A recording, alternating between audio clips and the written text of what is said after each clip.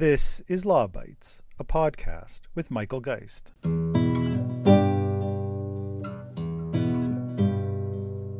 Forget the CRTC. They are not a credible means to regulate the data giants. The Liberals have put forward a 1980 solution for 21st century problem. Bill C-10 was a political dumpster fire, led by Minister Guilbeault, who I think clearly didn't understand the file.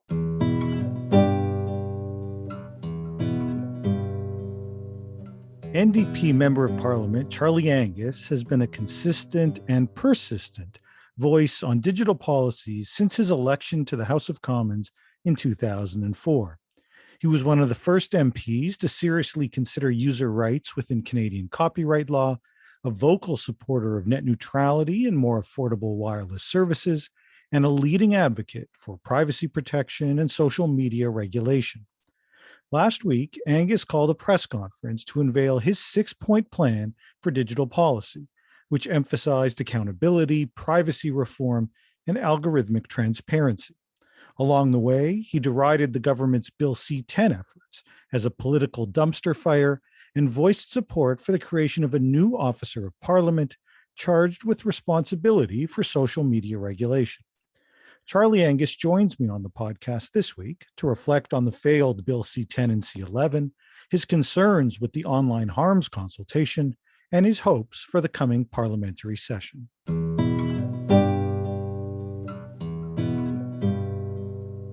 Charlie, thanks so much for joining me on the podcast. Well, thank you so much for having me. It's been a long time since we spoke.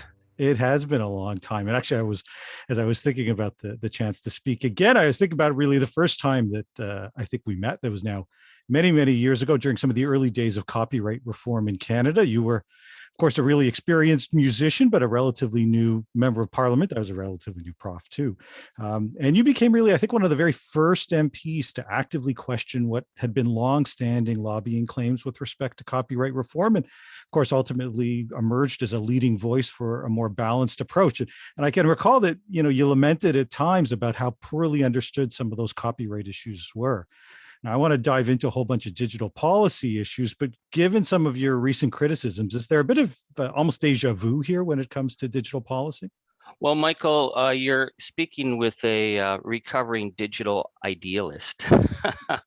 Back when I was first elected, my concern was having politicians, I think, stamp out the potential that we were starting to see in digital online services, because the world was changing and we had to get our heads around that. So I was much more open seeing, when Facebook was starting out, when YouTube came out of somebody's garage, the sense that there were new possibilities. So I felt at that point legislation was something we had to be very light on. I think what I look at now is that, these startups have emerged into such corporate power that there isn't anything even in the history of capitalism to compare to their power. And some of them have really bad corporate track records. Facebook, but YouTube, Amazon certainly has serious issues. And I think that given so many of the revelations that are coming out about the massive power of surveillance capitalism, the digital platforms being misused with algorithms, that we have to really rethink it. I think what we've seen so far is that I think the Liberal government has missed the boat for a number of reasons on identifying where the issues are. Our all-party committee in 2018, 2019 laid out a number of the red flags that are now coming up with the Francis Haugen testimony. So I think we're at a point where we need, as legislators, to start tackling these issues and not be afraid to tackle them. But I think it's like we need to get a conversation about what are the steps that we need to do so that we actually protect privacy rights. We make sure that digital online platforms continue to be where we're living our lives, but that they're not interfering or undermining, I think, in a larger civic or democratic conversation. So I'm not giving much marks to the Liberal government right now, but hey, they flushed their own legislation with the election, so maybe we'll get a reset. So that's why I came out and said, well, let's start talking about what a new tech policy should look like. Yeah, no, I think a lot of us are glad that you did that. These are really important issues, and there's been a sort of, I think, a fair amount of frustration with what we've seen to date, without the focus on algorithms or on privacy, and instead, it's been so focused on content as opposed to some of the underlying fundamental issues that in some ways I think it really does miss the boat. And I want to come back to that, but speaking of the government's policies and the opportunity for a reset, you had a pretty pointed response this week. We're recording it a few days after you went public with some of your proposals on digital policy. And why don't we start with Bill C-10, which you called a dumpster fire? You're definitely not going to find disagreement from me. I was obviously quite critical of it, but what was your take on this, on that legislation in particular? Well, Bill C-10 was going to be the first attempt by this Liberal government to actually tackle the big tech giants. So it was a real opportunity. It was a political dumpster fire because I don't think Minister Guilbeault understood the file at all. If they'd come forward and said, listen, these guys are making staggering levels of profit. They don't pay any tax. Do the Canadian people believe they should be paying into a system just so that there's some fairness? I think that people would have said, heck yeah. But they went off the rails immediately. Again, I think focusing on content, not that the paying for content isn't an issue, but like they got caught up in this rabbit hole on user generated content. And they really misrepresented what Facebook is doing. Facebook, I think, meets the test of a broadcaster in a certain sense, in that their algorithms decide what you see. They're choosing the news that you're seeing. They're choosing so much of what you get, and they promote it as a business. I mean, their video metrics, they were lying about their video metrics to media corporations. So they're driving content. So should they pay into the system? Absolutely. But then we get caught up into this rabbit hole of like, somebody's got their home YouTube page. Should that be paid? Should that not be? And it was really missing the issue that it's the power of the algorithms that's defining culture and defining political conversation. That's where the big issue was. And C-10 completely, I think, threw us, I think, in an unhelpful way. And it's got these crazy arguments about free speech, which I don't think is really what we need to be talking about at all. We need to be talking about the bigger power of social media to actually distort conversation or to create the digital world that we're looking into. Yeah. How do you think we kind of sort out some of those challenges so that we separate out, let's say, some of the speech issues or user generated content from some of the other bigger concerns, as you suggest? I mean, this was a bill that had support from the NDP and the Bloc, though the Senate made it clear that it wanted to see more extensive hearings, that the kind of hearing that it got wasn't sufficient. So how do you try to balance the desire to support some amount of legislative reform? You've talked about the need to act here. So there's a desire to do something on digital policy with substantive concerns that can arise with what's being put on the table. Yeah, well, it was very interesting because we had a lot of discussion with my colleagues and Heather McPherson, Alexandre Boulris on this file, who they were the key point on it. And we knew that the Bloc were willing to just accept C-10 as it was, and it would have passed. We thought that was very problematic, and the Conservatives were just going to oppose it, which still meant it would have passed. Our focus was, we got a lot of problems in this bill and we don't like it, but we'd rather have a bill that we fix a lot of the problems than have a bill that goes forward unfixed. Now the fact that they flushed their own bill because of the election allows us, I think, to say to the government, okay, now you get a rethink. So let's do this right. So I think in terms of the policy issues, we need to look at the issue of the algorithms. And that was flagged by the all-party committee because it's the algorithms that's driving extremist content. This is what Francis Haugen has said. This is what so many people in Silicon Valley are telling us, that that they've learned from their business model, that driving people into narrow wells of anger and paranoia and disinformation is better for the bottom line because it keeps people addicted to the screen. So there's got to be some transparency and accountability on the algorithms. I mean, in what possible world could Breitbart be listed higher than almost all the other media outlets in the United States in terms of views on Facebook if it wasn't for the way the algorithm was distorting it? So they're culpable on those algorithms. Then the other issue, Michael, of course, is privacy. And this is, I think, at the heart of the big issue: surveillance capitalism, the fact that the data power of Google, Facebook is so unprecedented, and how much power should they have in terms of trolling our lives, tracking us, building these massive profiles that they have, which gives them, I think, an incredibly unfair economic advantage over any other startup that even could come along the scene. So the privacy rights, Bill C-11 was supposed to be that, and that, I think, was highly problematic. But because of all the dumpster fire smoke from C-10, we didn't get a chance to really look at the problems of C-11. I'm hoping they just shut C-11 down and come back with something that actually puts the citizen and privacy rights at the heart of legislation, which is what Canadians expect it to be. I'm glad you raised C-11. For me, one of the things that I found most puzzling about the legislative agenda on digital policy was, of course, C-10 and C-11 came within 2 weeks of one another.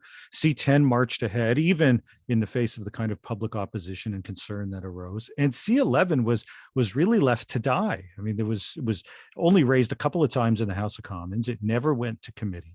You have any sense of why the privacy, which I agree with you, fundamentally, the advantages that come from data are really where, and the potential for data abuse is really an area that deserves greater legislative scrutiny and action. And yet, for whatever reason, the bill came, Navdeep Bains said he's moving on, and the bill didn't go anywhere. You have any idea as to why it was really abandoned as a legislative priority?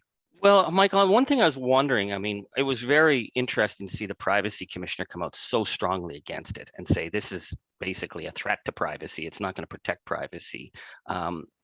I think it made it very difficult for them to move forward with the problems they were having with C-10. But we had done so much work on the Cambridge Analytica study. People are so much more aware of privacy rights. Like when we were starting out this file back in the day, there was, the talk of the time was, oh, privacy, that's so 20th century. We're way beyond that. I don't think so. I think after what we've seen about the abuse of data and the abuse of profiling, people do care about privacy. And our committee tried to bring forward a number of things saying, like, we got to stop talking about this about consumer choice, because, I get a cell phone. I don't say, hey, track me wherever I go. It's just doing it. I don't remember signing an agreement with Google to say you can read my email. They're just doing it. That level of interference in our private space needs to be legislated and limited. And it would change the bottom line for certainly Google, Facebook. But I think it would give us a lot more protection democratically and socially. So C-11 actually would make it more hard for the one tool that we have, which is the privacy commissioner, to do his job. And that, I think, was highly problematic. Yeah, the commissioner definitely came out against it. I mean, it does raise for me a bit the question of to what extent is there even the possibility of broader, essentially, privacy governance reform. One of the things that the commissioner was not happy about was the creation of a privacy tribunal that would have played the role of meting out some of the large penalties and provided some review. And I thought that there were arguments on both sides of that, but in some ways it may not be a particular surprise that a privacy commissioner who might have felt that some of his power was being ceded to this new tribunal would say, well, I'm not a fan of that. Do you see a path forward potentially to get engaged in some of the privacy governance issues, even if it is simply to say we need a privacy commissioner who's got stronger powers, or we need some additional elements within the system that create the checks and balances and build in more power along the way? Yeah, I think what was concerning the privacy commissioner, I asked him about the Clearview AI example. I mean, this company that came in, broke Canadian law, had all kinds of deals with police and using facial recognition technology. And this is the facial recognition exploitation in commercial use and private use. We really need to get our head around. And he said that the new legislation would have made it very difficult for him to actually hold Clearview AI accountable.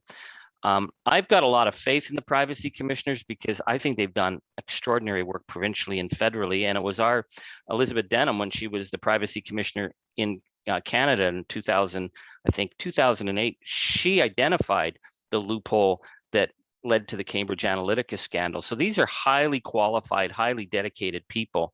And I think they need the order making powers. I'm very suspicious, Michael, of these, tribunal oversights, because this is Canada and it's so easy to get regulatory capture. I mean, let's look at the CRTC. Like it's supposed to be there for the public interest, for citizens. Ask any Canadian when the last time they ever got a deal on telecom rates from the CRTC. So I'd be very suspicious of what this regulatory oversight body was, unless there was a clear commitment that there had to be representation from people who do public interest, who do have privacy interests, and not just some dumping ground for people from industry. Yeah, there were certainly some concerns about how that tribunal was going to be populated. My recollection is that the legislation or the bill simply said there had to be at least one person with privacy expertise. And I think a lot of people thought that if you were going to create an expert tribunal, then surely you needed to do better than that. Yeah. Yeah. Now that tribunal actually popped up in one other place, which is part of the government's consultation on online harms. That consultation has attracted global criticism, both from a process perspective, given that the consultation took place during an election, and now the department is saying they are going to keep all the submissions they received secret, so the public won't even get to see what the government has heard from people around these online harms proposals, unless organizations or individuals choose to post them. But even more, I think, from a substantive perspective, concerns around 24-hour takedowns, website blocking, AI-based proactive monitoring and police notifications, and then a large new bureaucracy with a digital commissioner, another tribunal-like apparatus, and a role, in fact, for that privacy tribunal from C11. So there was a lot of bureaucracy built in as well. Did you have some thoughts on that consultation and where the government might be headed on online harms, which it does look like could well be the kind of the star attraction, so to speak, when it moves forward with some of its digital policies? Yeah, I'm very concerned about how they brought this in, and I think it started off with the whole user-generated content that I think was very much exploited by the Conservatives. That the Liberals are coming to censor your use of the internet, and so we end up in the wrong discussion, when the real discussion should be how is deliberate misinformation, QAnon, hate sites, playing with the algorithms to actually expand their voice in a way that they normally never would be heard. And that, to me, is again, going to the deeper issues rather than the symptoms. People say all kinds of hateful things online. And I think there are a number of steps you could take. Number one, with Twitter, identifying bot accounts would be a lot easier to sort of, I think, tap down some of the hate stuff. But the real example for me, Michael, was that we ended up doing a major study on Pornhub MindGeek. And it was really disturbing, the amount of evidence we had from young survivors, young women, basically kids, who were exploited through the Pornhub website, sexual assaults, sexual violence, child pornography, child rape. And we had all the major, we had RCMP, we had the Attorney General's office, we had Bill Blair come. And I've put simple questions to them. We have laws on the books in Canada about digital trafficking, digital pornography. Why don't you just use the law? And we couldn't get a straight answer from them. And then they started to talk about this regulator they were going to create. And it really struck me as odd, is that we have, in the case of, child sexual abuse, that's pretty much across the board. Everyone agrees that's got to be dealt with. We have laws on the books. Why don't you just apply the laws? Why do we now need to wait to see what a regulator can do to apply those laws? Because I don't think those survivors of some pretty grim sexual assault stories are going to get any comfort knowing that at some point, somewhere down the road, there's going to be a regulator. I think we have some laws on the books that are very clear, and I think we should really focus on pushing on the transparency on the algorithms to limit extremism. And then, there are hate stuff that has to be dealt with. But I think if you're going to do that, then you need a public conversation that you build public trust, rather than like the idea that you're going to do this and like not make this public, not make it secret. It's not going to build.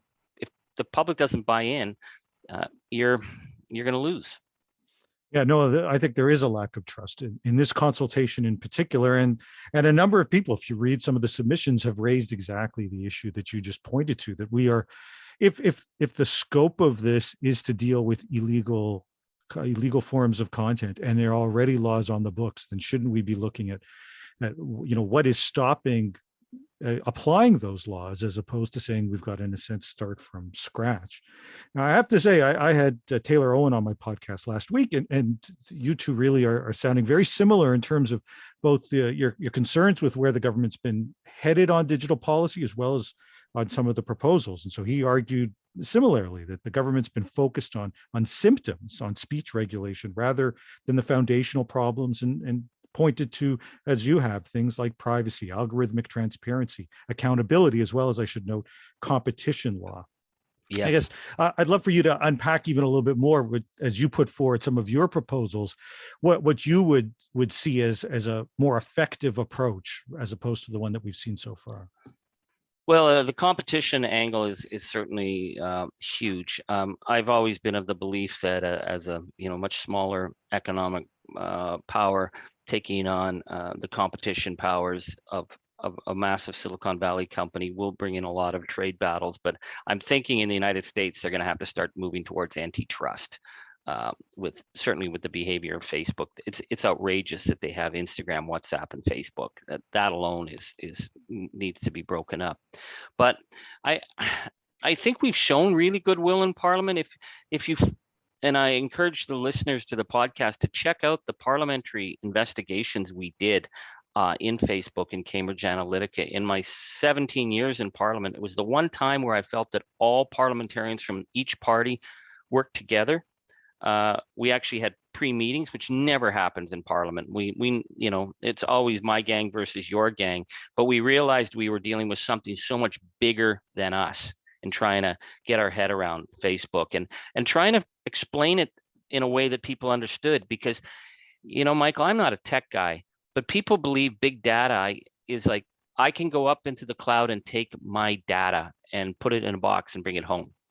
Whereas that's not how the modeling works. It's not how their whole systems are working. Their whole systems are so much more powerful than that. I was really struck I think it was The Economist that talked about the kill zone of innovation that's developed around Facebook, Google, Amazon, because their predictive powers are so unprecedented that startups can't even get out of the gate anymore. Those are issues to be dealt with. I think the issues of the power of lobbying from these tech giants. I've gone after Facebook and Google, but Amazon's certainly involved. They embed themselves within the legislative structure to make sure that they're not getting oversight. They're certainly doing this in the United States and Europe. So we need to have I think, to push back on that, to shine a light to say they are making decisions behind the public's eye through their power of lobbying, through their work on trade, in the trade deals that are being signed. I mean, literally in the trade deal itself, we've given up the right to get algorithmic transparency from the black boxes that they have. We gave that up under Kuzma. I mean, this is nuts. Why did we do that? So that's the conversations I think we need to start having.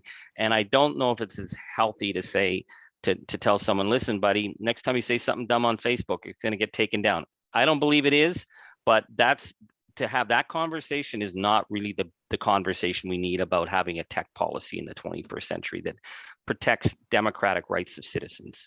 Yeah, I'm curious about your comment on lobbying, and certainly there's been a concern about the power that some of the large tech companies have. But to what extent on some of these digital policy issues are we trading one group of lobbyists for another?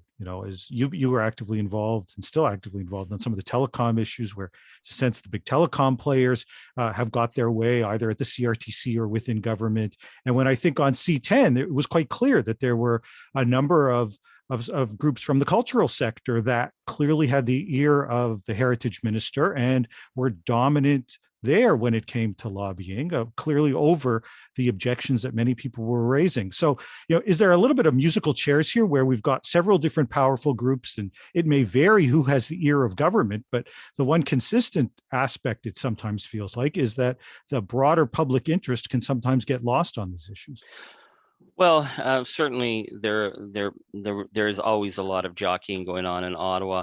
I think in terms of C10, like, I agree with the fundamental principle that given the way Facebook makes money and the way YouTube makes money off content, that they do need to pay into it, and we would have probably a better I think, a healthier balance. I don't have a problem with. I think that's a public good, but I think what ends up happening is that, again, the jockeying behind the scenes distorted that bill in a way that I think the public would have bought in if it was a clearer and simpler bill, and it just turned into a dog's breakfast, because I think they were trying to cover off a whole bunch of aspects that didn't all necessarily make sense, and that bill became very problematic. Yeah, I know. I think it did too. Now, you've emphasized, and even just earlier in this conversation, some of the governance issues with the CRTC and how it's viewed as being ill-suited to deal with these issues. That was, I think, for a lot of people, some of the concern as well with Bill C-10. Can you flesh out a little bit some of your thoughts on a social media regulator? What would be the overlap, if any, with the CRTC, with the Privacy Commissioner? How do you envision in that rolling out? Well, we've thought a lot about this, and so one of the things we've talked about at the New Democrats is actually having a new officer of parliament. And I'm not wanting to drive people into the parliamentary weeds here, but our officers of parliament, the Privacy Commissioner, the Ethics Commissioner, the Lobbying Commissioner, the Access to Information Commissioner, they're highly credible offices with a lot of skill. And I think that you need a level of skill and proficiency to address issues, for example, of algorithmic transparency or the distortions in the algorithms that are creating extremist content. I don't think that that's something you bring to a CRTC hearing with a bunch of guys and women who've been appointed there for whatever reason and debate it all out. I think what we've seen with the Privacy Commissioners, his study on Clearview AI, his study on Cambridge Analytica, they did a deep dive. They worked internationally with other privacy experts. They came back with a report and a finding. I think if we had a digital, an officer of parliament on the issue of digital rights, the rights of citizens and technology, who could be trusted to look into these kind of issues and report back to Canadians, I'm thinking that we may get some. We may move the yardstick in a way. Is there going to have to be some kind of regulatory oversight in terms of dealing with hate, dealing with the deep fake videos that are coming out? Probably. I would think it should be a simpler tribunal than something like a CRTC thing. I don't see how that's going to work. Yeah. Okay. So speaking of being able to move things forward, let's conclude with this. You mentioned the success on some of the earlier committees that sort of set partisanship aside and really identified these as important issues that needed action. And I think you're right that just about everyone can agree that there's a need for regulation. There's obviously a need to respect the charter, to need to ensure that our data is properly protected and not misused. How do we get to the point, in your view, of a more productive policy development process? Do you think that this another minority government situation helps things? Does it hurt things? And what do you foresee in the coming months ahead once Parliament reconvenes?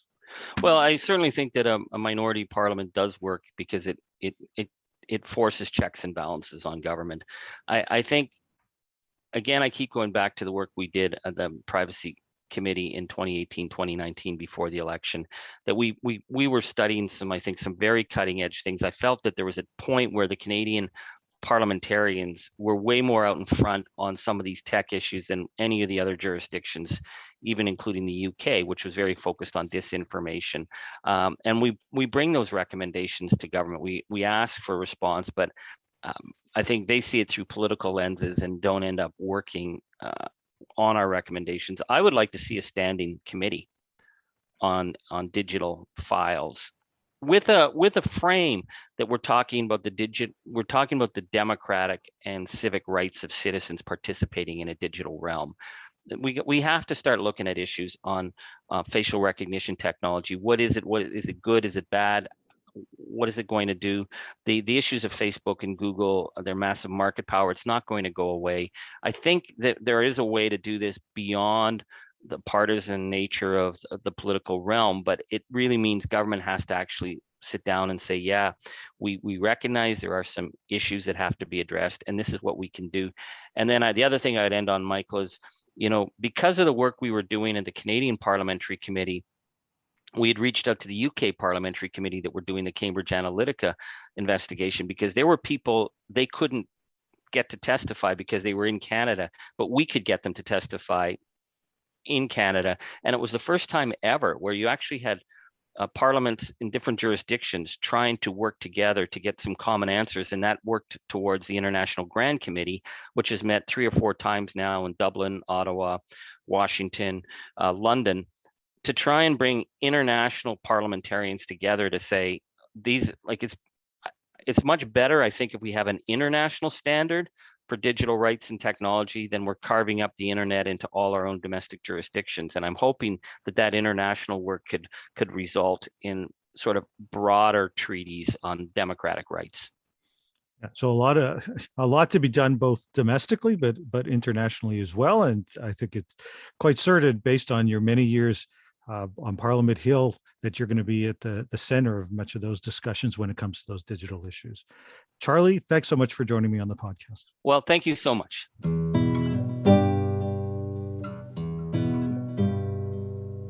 That's the Law Bites podcast for this week. If you have comments, suggestions, or other feedback, write to lawbites@pobox.com. Follow the podcast on Twitter @LawBitesPod or Michael Geist @mgeist. You can download the latest episodes from my website at michaelgeist.ca or subscribe via RSS at Apple Podcast, Google, or Spotify. The Law Bites podcast is produced by Gerardo Lebron Laboy. Music by the Laboy brothers, Gerardo and Jose Lebron Laboy. Credit information for the clips featured in this podcast can be found in the show notes for this episode at michaelgeist.ca. I'm Michael Geist. Thanks for listening, and see you next time.